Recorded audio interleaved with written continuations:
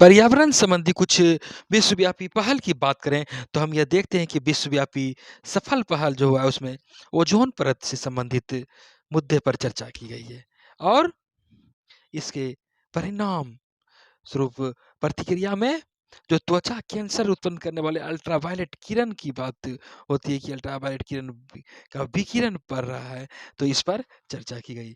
और 1970 के दशक के अंत तक आप देखते हैं कि क्लोरोफ्लोरोकार्बन ओजोन परत को छीन करने लगी थी, उसे नष्ट करने लगी थी और इसी के मद्देनज़र स्वीडन में 1972 में सम्मेलन बुलाया गया। उसके बाद 1985 में वियना में ओजोन परत संरक्षण पर संयुक्त राष्ट्र सम्मेलन हुई। उसके बाद ओजोन परत पर अंतर्राष्ट्रीय कार्रवाई प्रारंभ की गई। इसके बाद इस पर चर्चा व्यापक रूप से शुरू हुई।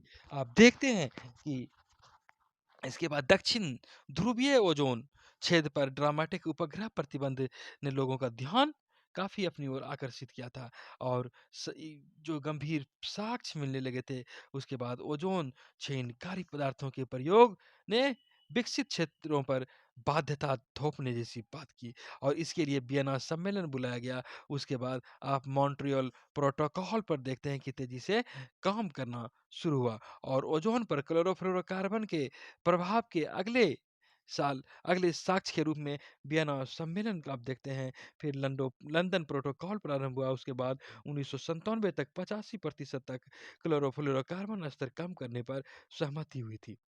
इस प्रोटोकॉल के अधीन कई विकसित जो जो विकासशील देश थे उसे कुछ छूट दिया गया। इस बाध्यता के साथ वो छूट दिया गया कि इसके लिए उन्हें 24 करोड़ डॉलर की एक निधि बनानी पड़ेगी।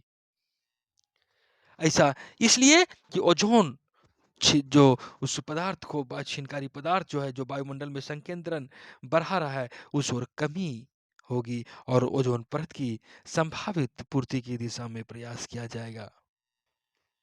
और यह भी समझने वाली बात है कि ओज़ोन परत के संरक्षण की समस्या आसान थी बनिस्बत जलवायु परिवर्तन या जैव विविधता क्षरण के अपेक्षा। अगर हम देखते हैं क्योंकि ऐसा इसलिए भी कि यहाँ पर इस संदर्भ में राजनीतिक सहमति, राजनीतिक अर्थव्यवस्था के अनुकूल थी और राष्ट्रीय स्तर पर सबसे अधिक उत्पादन करने के लिए जो उत्तरदायित्व समृद्धशाली औद्योगिक राष्ट्र है, वे भी वहाँ के नागरिक भी त्वचा कैंसर से सबसे अधिक खतरे में थे और यही कारण रहा कि यहाँ पर इस संदर्भ में ध्यान आकृष्ट हुआ और ग्रीन हाउस गैस के असमान का इस संदर्भ में जो परिवहन क्षेत्र जैसे ये सबको असंतुलित कर रहे थे, इस ओर ध्यान आकर्षित हुआ और प्रयास किया गया।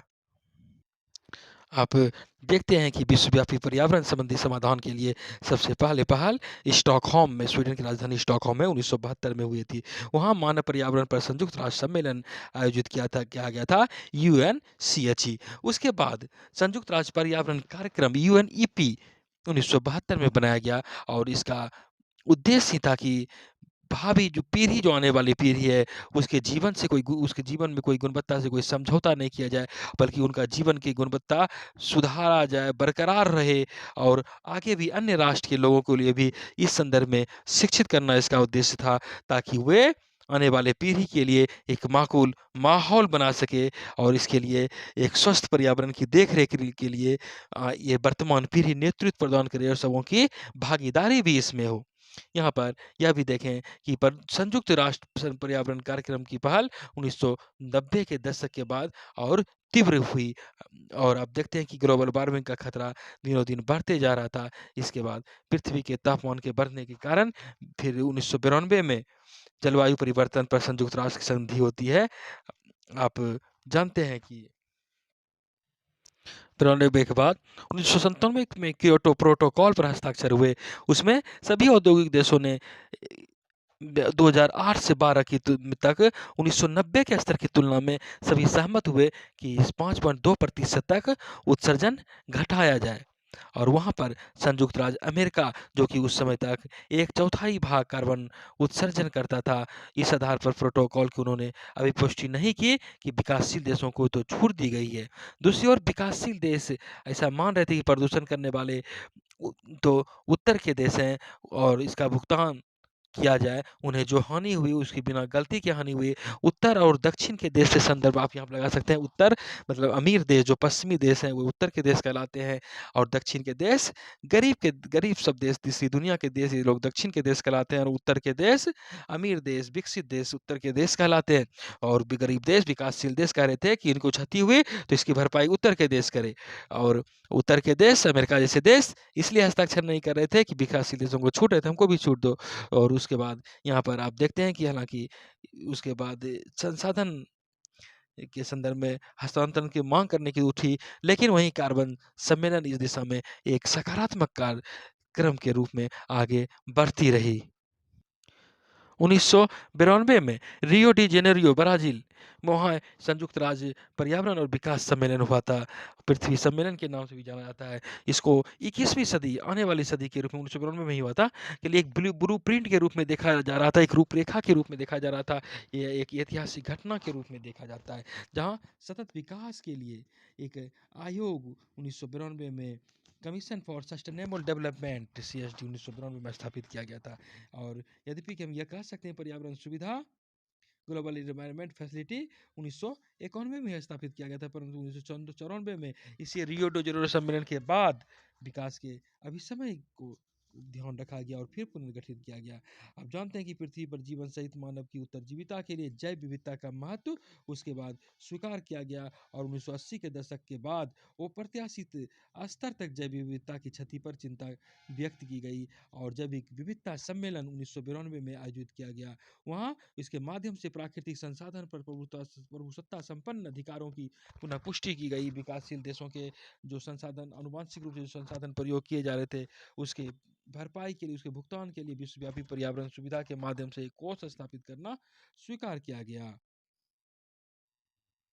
हालांकि हम यह भी देखते हैं कि ओजोन परत के संदर्भ में जितनी सहमति सर्व स्वीकार्य दृढ़ से मिल गई, पर्यावरण मुद्दे के अन्य मुद्दे जैसे जलवायु परिवर्तन की बात करें या जैव विविधता की बात करें, तो यहाँ पर इसकी प्रगति अपेक्षाकृत काफ़ी हम धीमी ही कह सकते हैं। इस पर सर्वमान सर्व स्वीकृति सर्व क्रियान्वयन नहीं हो पा रहा है। हम यह भी कह सकते हैं कि एक और हम देखते हैं कि भूमंडलीकरण किस तरह संस्थागत तौर पर विकसित हो रही है, सहायता प्रणाली तेजी से हो रही है, लेकिन वहीं पारिस्थितिकीय सहायता की जब बात होती है तो संस्थागत रूप से इसमें तेजी नहीं आ पाती है। भूमंडलीकरण पर्यावरण संबंधी संकट की प्रक्रिया को एक तरह से बढ़ा रही है। राजनीतिक सहायता, राजनीतिक सहभागिता, राजनीतिक सहमति यहाँ पर नहीं मिल पाती है। राजनीतिक नेता को इस संदर्भ में ज़्यादा रुचि नहीं होती है, और भूमंडलीय पारिस्थितिकी नीति लोगों की अधिकतम संख्या के सर्वोच्च हित में हो, अच्छी शासन व्यवस्था, समानता, न्याय, लोकतंत्र के सिद्धांतों पर ही संचालित की जाती रही है। राष्ट्र राज्य के जो नेता होते हैं वो भी ऐसी नीति बनाती हैं कि इससे अपनी अर्थव्यवस्था को अधिकतम लाभ दिखे, और इसके विपरीत हुए परिस्थिति के भूमंडलीकरण के लिए नियम बनाने के लिए मिलते तो हैं, लेकिन इस तरह के रुख अपनाते हैं ताकि उसको ज़्यादा हानि नहीं हो, ज़्यादा कम लागत अधिक मुनाफा वाली बात ध्यान में रहता है। राष्ट्रीय अर्थव्यवस्था ही उनके लक्ष्य में होता है। अंतर्राष्ट्रीय स्तर पर समानता जैसे मुद्दे, पर्यावरण संबंधी मुद्दे कूटनीति के एक विवाद के रूप में ही दिखते हैं। भूमंडलीय करार के लिए समता एक पूर्व शर्त है, लेकिन यहाँ पर ऐसी बातें नहीं हो सकती। हम देखते हैं कि समानता या निष्पक्षता के बिना यह असंभव है कि विश्वव्यापी समस्याओं को दूर कर किया जा सके। इसके संदर्भ में दीर्घकालिक कोई भागीदारी हो सकती है। भूमंडलीकरण के संदर्भ में हम यह भी कह सकते हैं कि पर्यावरण संबंधी समस्याओं ने कोई संस्था का रूप नहीं लिया है। विश्व व्यापार के क्षेत्र में विश्व व्यापार संगठन के समान यह कोई शक्तिशाली संस्था के रूप में नहीं है, और व्यापक रूप से सहभागिता नहीं निभाई जा पा रही है। विश्व व्यापार को नियंत्रित करने वाला विश्व व्यापार संगठन भूमंडलीकरण के दौर में अधिक मजबूत हुआ, लेकिन पर्यावरण संबंधी संस्थाएं कोई भी रियो सम्मेलन के बाद भी नहीं मजबूत हो सकी। विश्व के नेताओं को अभी भी भूमंडलीय पर्यावरण के एकीकरण के लिए इसकी संस्थागत अच्छाई के लिए एक ब्लूप्रिंट तैयार करनी पड़ेगी, और पृथ्वी पर जीवन की विविधता के किस तरह अस्थायित्व में संरक्षित रह सके इसको सुधारना पड़ेगा, इसको प्रभावी बनाना पड़ेगा। विश्व व्यापार संगठन के समान प्रभावकारी पर्यावरण संबंधी संगठन विकसित करना समय की मांग बनती जा रही है। पर्यावरण संबंधी हो रही पहल को आप स्टॉकहोम कन्वेंशन के रूप में भी स्मरण रख सकते हैं। और यह स्टॉकहोम कन्वेंशन एक वैश्विक संधि के रूप में आई, जो मानव स्वास्थ्य और पर्यावरण को अस्थायी कार्बनिक प्रदूषक से बचाने से संबंधित है। यह समझौता स्वीडन में 2001 में हुआ था। यहाँ पर 2004 से यह प्रभावी हुआ। और भारत के संदर्भ में देखते हैं कि 13 जनवरी 2006 को स्टॉकहोम कन्वेंशन की पुष्टि भी की थी भारत ने। और इसके सदस्य देशों के बीच वैज्ञानिक अनुसंधान, विचार विमर्श और वार्ता के बाद स्टॉकहोम कन्वेंशन को सूचीबद्ध किया गया था। आप पंचामृत रणनीति को ध्यान में रखेंगे, यह भारत द्वारा अपनाई गई नीति है। संयुक्त राष्ट्र जलवायु परिवर्तन सम्मेलन 2021 में हुआ था, तो वहाँ पर 26 में जो है भारतीय प्रधानमंत्री भी थे। उन्होंने जलवायु कार्रवाई के लक्ष्य के साथ साथ भारत की पंचामृत रणनीति को भी अपना लक्ष्य बताया गया था। यहाँ पर आप बता दें कि भारत द्वारा अंतर्राष्ट्रीय सौर गठबंधन और आपदा प्रतिरोधी बुनियादी ढांचे के लिए गठबंधन जैसी पहल को बढ़ावा देने तक प्रतिबद्धता व्यक्त की। और अंतर्राष्ट्रीय सौर गठबंधन सौर ऊर्जा के उपयोग के माध्यम से जलवायु में जो परिवर्तन हो रहे हैं, इसके विरुद्ध प्रयास को संगठित करने के लिए भारत और फ्रांस ने भी साथ मिलकर पहल की है। राष्ट्रीय हाइड्रोजन मिशन के माध्यम से भारत ने दर्शाया है कि उसके पर्यावरण के अनुकूल ऊर्जा उत्पादन हो। इस संदर्भ में उन्होंने प्रतिबद्धता व्यक्त की है। थोड़ा-सा यदि हम वैश्विक तापमान को कम करने के भारतीय प्रयास को देखें, तो हम यहाँ पर देखते हैं कि भारत ने फिर राष्ट्रीय स्तर पर निर्धारित एनडीसी इसको जो है अद्यतन अभी किया है। और नेशनलिटी डिटरमाइंड कंट्रीब्यूशन इसके यहाँ जलवायु परिवर्तन के खतरे का मुकाबला करने के लिए भारत का जो प्रयास है उस संदर्भ में बताया गया है। और इसमें कहा गया है कि 2005 के स्तर से 2030 तक 45% कम किया जाएगा। वहीं 2030 तक देश गैर जीवाश्म ईंधन आधारित ऊर्जा संसाधन में 50% तक की कमी करेगा। और भारत ने 2070 तक नेट जीरो कार्बन उत्सर्जन के दीर्घकालिक लक्ष्य को अपना देश की लक्ष्य बताया है, ताकि 2070 के बाद पूर्णतः ये गैस उत्सर्जन संबंधी कोई भी शिकायतें भारत से नहीं रहेगी।